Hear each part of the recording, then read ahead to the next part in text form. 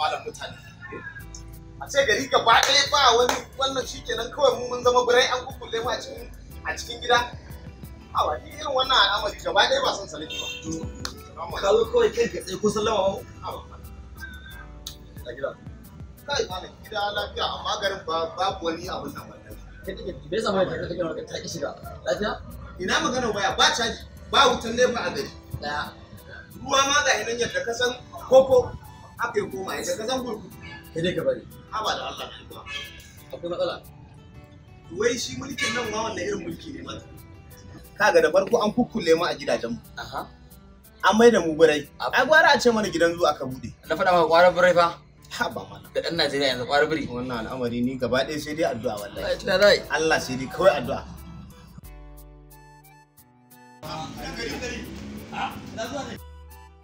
Kasan nan ta ce ba? Ta ce. Ya ce kowa ya killace kansa. In ya sa muka yi wannan mata.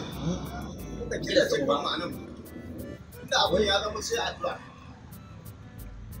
Muna magana gaskiya halaye sai ka kashi mu. Bayani ai ka sani inda nake dole ai magana. Gaskiya ne. Saboda halaye na. Gaskiya. Wato na yin kuro ne. Ka ne da jakari kiciri. Ai ina daki ina shirye-shirye. Zan fito kuma na fito zan wuce sai na ji hayaniya. Gaskiya ne. Sai na ce to duk yanda aka yi ruwa baya dami banza. A gaskiya. Ni ce to banda ƙara so kuma sai na gan kwanan me yake wata wani ake koya. Wato kaga sojoji. Kaga 'yan sanda. Sojoji. Immigration. Custom service. Ba ni sunan wa'annan sababbin ma'aikatan nan. Wannan civil defense ko alhamdulillah go something da civil defense. Ga 'yan bujilanti. gajar kwala. Gajar kwala. Masu jahulan nan. Alhamdulillah. Su duka fa ka duba ba za su iya aiki akan titi ba. Abin mamaki. Ga sojoji can a barki a kwance a banza. Amma wai ba za su iya aikin kan titi ba. Sai mutanen na aka dauko mutane na Allah. Ina masu gyara auren nan aure ya samu tangarda. Ka ce mu hizba. Alhamdulillah dan gari. Hizbullah. Hizbullah. Wai sai su aka dauko aka dora akan titi yanzu me ya hadan dan hizba da kan titi fi sabilillah. Kuma mamaki su ma suna karba.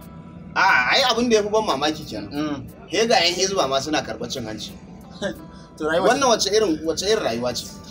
Kariya ta rayuwa. Ina jin magana ta ga sai ta tana man da wani abu da ya faru jiya. Jiya nan. Jiya. A ta shago mala Yusuf mai kanti.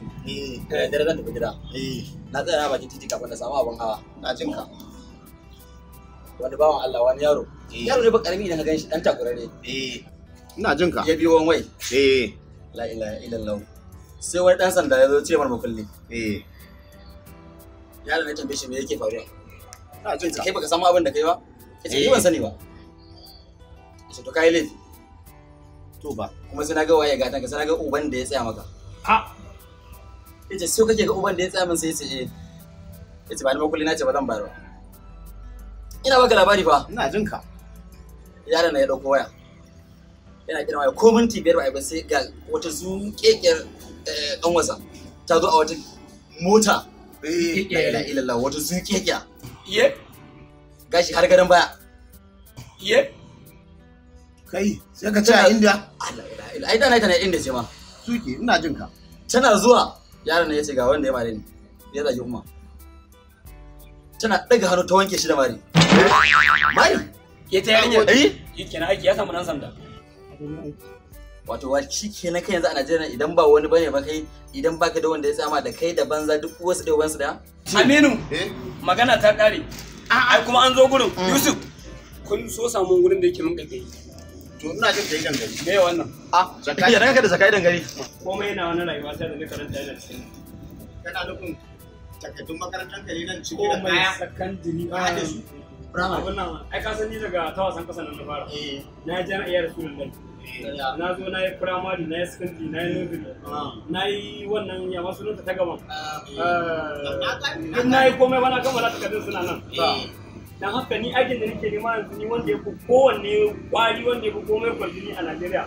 Shi nake nema na masu. Na yi dangare kaji mu laganci. Wallahi. Ka ga mu dinga fakewa da kai. Wallahi duk wanda. Ko ba ka bane. Tun bayar shi. Duk wanda ya taba ku neme ni ko. Shi ne yasa na gaya ma to amma ni abu da ban mamaki. Ya maka ji. Kace mu rinka iskancin mu yadda ya kamata. Amma ni ka san me babban damuwar? Shi aikin nan da zaka nema wanda yafi kowanne muhimmanci a Najeriya. Wannan irin aiki. Aikin kamara ne. Ai gaba ɗaya ka san yanzu a Najeriya kaba an yi analysis an duba an bincika babu aikin da ya fi kai na dan banga daraja. Banga. Dan banga. Dan aiki dan dan haka banga. ni shi zan zama dan banga. Kaga wannan kai ina zuwa da zan saka kin nan to kowa ya fito gitse na taka shi. Gaskiya. Ina zuwa. Wannan fa Barin karɓo wannan ruwa idan gari. Aminu.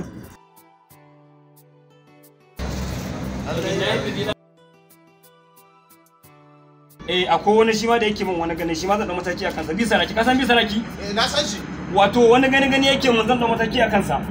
Wallahi ka san Allah ya tana samu mukamin nan. Idan na hau mukamin nan, ka san yadda ake huhun goro, ka taba zuwa Maliri? Ka ga yadda ake jeho goro daga kan tirela an kashi daga Shagamu? To abin wallahi bisa raki ka kiyaye ni. Da rabbi Allah bisa raki ka kiyaye ni wallahi muka da kai ba za ka ji da dadi ba. Daurin huhun goro zan maka wallahi. Allah ya hada mu da kai.